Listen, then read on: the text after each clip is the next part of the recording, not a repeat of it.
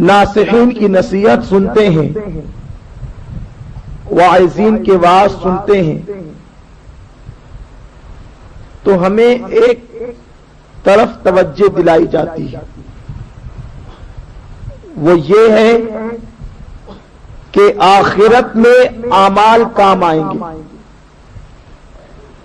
آخرت میں نیکیاں کام آئے گی،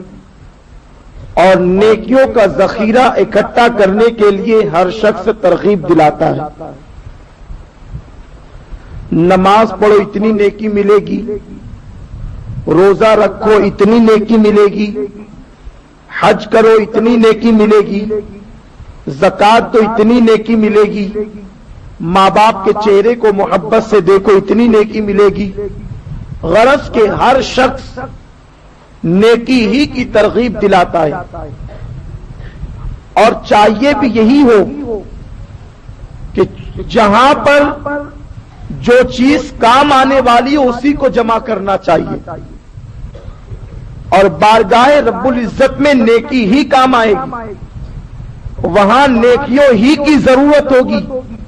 وہاں نیکی ہی کا خزانہ چلے گا، وہاں نیکی ہی کی کرنسی چلے گی، اور اسی کے بدلے میں اللہ تبارک و تعالیٰ اپنے فضل سے نجات عطا فرمائے گا، جہنم کے دہکتے ہوئے شعلوں سے بچائے گا۔ پتا چلا کہ جو وہاں پر نیکیوں کے معاملے میں مالدار ہوگا،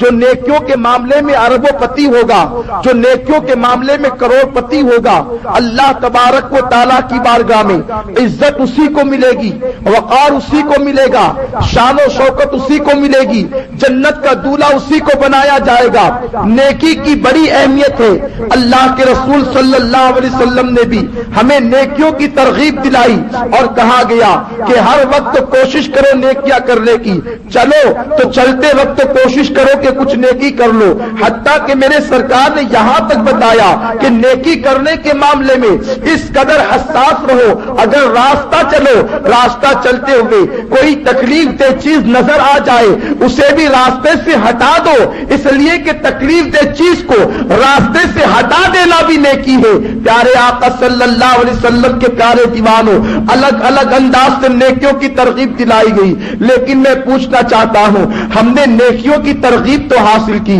ہم نیکیوں کو حاصل کرنے کے لیے کوشش تو کرنے لگے، دل کے اندر جذبہ پیدا ہو گیا، یہ کام کرے تو نیکی ملے گی، یہ کام کرے تو نیکی ملے گی، لیکن ایک وہ فیلڈ، ایک وہ انداز جہاں پر میرے سرکار نے ہماری توجہ کو مبذول کرایا، وہاں تک ہمارا ذہن نہیں جا رہا ہے، وہاں ہمارا دماغ کام نہیں کر رہا ہے۔ وہ کیا ہے؟ ہم نیکی تو کماتے ہیں اور کمانا بھی چاہیے، لیکن اللہ کے رسول صلی اللہ علیہ وسلم نے نیکیاں کمانے کے ساتھ ساتھ نیکیوں کی حفاظت کرنے کا بھی حکم دیا کہ نیکی تو کرو، اس کے ساتھ ساتھ نیکیوں کی حفاظت بھی کرو۔ اگر ہم نیکی کرتے رہے اور نیکیوں کی حفاظت نہیں کی، قسم خدا کی ساری نیکیاں تباہ ہو جائے گی، ساری نیکیاں برباد ہو جائے گی۔ پیارے آقا صلی اللہ علیہ وسلم کے پیارے دیوانوں، اس شخص کے بارے میں آپ کا کیا خیال ہے جو دن میں 10 لاکھ روپے کماتا ہے؟ جو دن میں 10 لاکھ روپے کمائے اس کے بارے میں آپ کا کیا خیال ہے؟ وہ مالدار ہے یا کنگال ہے؟ بولو۔ اور 20 لاکھ خرچ کرتا ہے، کیا خیال اس کے بارے میں؟ 10 لاکھ تو روزانہ کماتا، اس کی آمدنی ہے 10 لاکھ، مگر 20 لاکھ گوا بھی دیتا ہے، 20 لاکھ خرچ بھی کرتا ہے،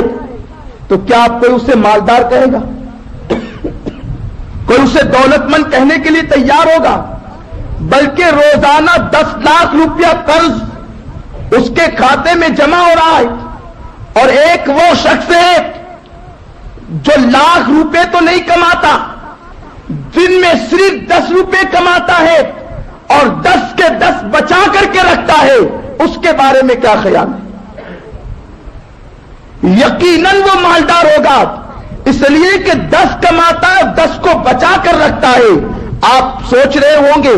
دنیا یہ غور کرے گی کہ آخر یہ کیسے ہو سکتا ہے کہ کہ 10 لاکھ روپے کمانے والا کنگال کی فہرست میں اور 10 روپے کمانے والا مالدار کی فہرست میں، تو آپ اسے جواب دیں گے 10 لاکھ روپے کمانے والا کمانے سے زیادہ گنوا دیتا ہے، کمانے سے زیادہ خرچ کر دیتا ہے، اور 10 روپے کمانے والا کمانے کے بعد اس کی حفاظت بھی کرتا ہے، اس کو سنبھال کر بھی رکھتا ہے۔ تو پتا چلا کہ کامیاب وہ ہے جو کمانے کے بعد حفاظت کرے، کمانے کے بعد اس کو سنبھال کر رکھنے کی کوشش کرے، بلا تشبیہ و تمثیل۔ ہم نیکیاں تو کماتے ہیں، حج کر کے نیکی کماتے ہیں، نماز پڑھ کے نیکی کماتے ہیں، اجتماع میں آ کر نیکی کماتے ہیں، قرآن کی تلاوت کر کے نیکی کماتے ہیں، نعت مصطفیٰ پڑھ کر نیکی کماتے ہیں، والدین کی خدمت کر کے نیکی کماتے ہیں، صدقات دے کر نیکی کماتے ہیں، زکات دے کر نیکی کماتے ہیں، بچوں کی پرورش کر کے نیکی کماتے ہیں، نیکیاں خوب کماتے ہیں، لیکن کچھ کام ایسے بھی کر ڈالتے ہیں،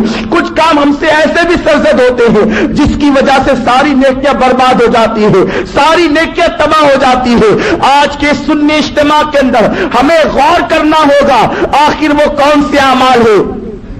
جس کی وجہ سے ہماری نیکیاں تباہ ہو جاتی ہیں، جس کی وجہ سے ہماری نیکیاں ختم ہو جاتی ہیں، اور آج صدق دل سے جس کی وجہ سے ہماری نیکی ختم ہوتی ہے اس سے صدق دل سے ہم توبہ کریں گے، پرہیز کریں گے، اور اپنی نیکیوں کی حفاظت کرنے کی کوشش کریں گے، اپنی نیکیوں کو بچانے کی کوشش کریں گے۔ پیارے آقا صلی اللہ علیہ وسلم کے پیارے دیوانوں، اللہ کے رسول تاجدار کائنات صلی اللہ علیہ وسلم ارشاد فرماتے ہیں، ایک بندہ جو پابندی کے ساتھ نمازوں کا عادی ہوگا، جو تہجد گزار ہوگا، جو نیک و پرہیزگار ہوگا، جب پروردگار عالم کی بارگاہ میں پیش کیا جائے گا، رب قدیر کی بارگاہ میں حاضر کیا جائے گا، اس کا نام اعمال اس کے ہاتھ میں دیا جائے گا، وہ دیکھے گا کہ اس کے نام اعمال میں نماز کا ٹھکانہ نہیں ہوگا، اس کے نام اعمال میں روزے نہیں ہوں گے، اس کے نام اعمال میں حج نہیں ہوگا، اس کے نام اعمال میں زکات نہیں ہوگی، وہ بے قرار ہو جائے گا، وہ پریشان ہو جائے گا اور پوچھے گا مولا میں نے تو خوب نمازیں پڑھی تھی، میری نمازیں کہاں گئی؟ میں نے تو خوب حج کیے تھے، میرے حج کہاں گئے؟ میں نے تو خوب قرآن کی تلاوت کی تھی، میری قرآن کی تلاوت کی نیکیاں کہاں چلی گئی؟ کہا جائے گا اے انسان تو یہ ساری نیکی تو کرتا تھا مگر مسلمانوں کی غیبت کرتا تھا، تو تیری نیک اعمال سب کے سب انہیں دے دیے گئے اور ان کے سارے گناہ تیری طرف لوٹا دیے گئے۔ پیارے آقا صلی اللہ علیہ وسلم کے پیارے دیوانوں، پتا چلا غیبت کرنے والے کی نمازیں وہ جس کی غیبت کر رہا ہے اس کے نام اعمال میں دے دی جائے گی، غیبت کرنے والے کے حج کی نیکیاں اس کے نام اعمال سے نکال کر جس کی غیبت کی اسے دے دی جائے گی۔ آپ اندازہ تو لگائیں غیبت کتنا بدترین جرم ہے، غیبت کتنا خطرناک جرم ہے کہ غیبت کرنے کی وجہ سے انسان اپنی نیکیوں کو کھو دیتا ہے، انسان اپنی نیکیوں سے دستبردار ہو جاتا ہے۔ آپ اندازہ تو لگاؤ نیکیاں انسان کتنی مشکل سے کماتا ہے، لیکن صرف غیبت کرنے کی وجہ سے ساری نیکیاں برباد ہو جاتی ہے۔ اللہ کے رسول تاجدار کائنات صلی اللہ علیہ وسلم فرماتے ہیں کہ غیبت جو ہے نیکیوں کو ایسے ہی کھا جاتی ہے جیسے آگ لکڑیوں کو کھا جاتی ہے۔ آگ اگر لکڑیوں میں لگ جائے تو اسے راکھ کا ڈھیر کر کے چھوڑتی ہے، اسی طریقے سے انسان اگر غیبت کا عادی ہو جائے، اگر کسی مسلمان کی غیبت کرے تو اس کی نیکیاں تباہ ہو جاتی ہے، جس کی غیبت کر رہا ہے اس کے نام اعمال میں چلی جاتی ہے۔ یہی وجہ تو ہے حضرت حسن بصری رضی اللہ تعالیٰ عنہ کے پاس کوئی آ کر کے کہتا ہے حضور فلاں شخص نے آپ کی غیبت کی ہے۔ آج ہمارے پاس بھی کوئی آ کر کہتا ہے کہ ہم آپ کی غیبت فلاں نے کی ہے، ہم آستین چڑھا کر لڑنے کے لیے تیار ہو جاتے ہیں، اس کو گالیاں دینا شروع کرتے ہیں اور اس کی غیبت ہم بھی کرنا شروع کرتے ہیں۔ لیکن قربان جائیں اسلام کے ماننے والوں پر، قربان جائیں اسلاف کی زندگیوں پر۔ حسن بصری کے پاس جب آ کر کے کسی نے کہا حضور فلاں شخص نے آپ کی غیبت کی ہے، آپ فرماتے ہیں رک جا تھوڑی دیر ٹھہر جا، وہ ٹھہر جاتا ہے۔ آپ بازار سے مٹھائی خرید کر کے لاتے ہیں اور اس کو پیش کرتے ہیں اور فرماتے ہیں جس نے میری غیبت کی ہے یہ اسے لے جا کر کے دے دینا کہ تو نے تو میرے نام اعمال میں غیبت کر کے نیکیوں کا تحفہ دے دیا، اسی لیے میں تجھے مٹھائی کا تحفہ دے رہا ہوں۔ ایک نیکی کوئی کسی کو نہیں دے سکتا، ایک نیکی کوئی کسی کو نہیں دیتا، اس نے تو غیبت کر کے ہزاروں نیکیاں میرے نام اعمال میں ڈھیل دی ہے۔ ہیں، اسی لیے میں اس کو تحفہ دے رہا ہوں۔ میرے پیارے آقا صلی اللہ علیہ وسلم کے پیارے دیوانوں، حضرت عبداللہ ابن مبارک رضی اللہ تعالیٰ عنہ ارشاد فرماتے ہیں کہ اگر میں کسی کی غیبت کرنا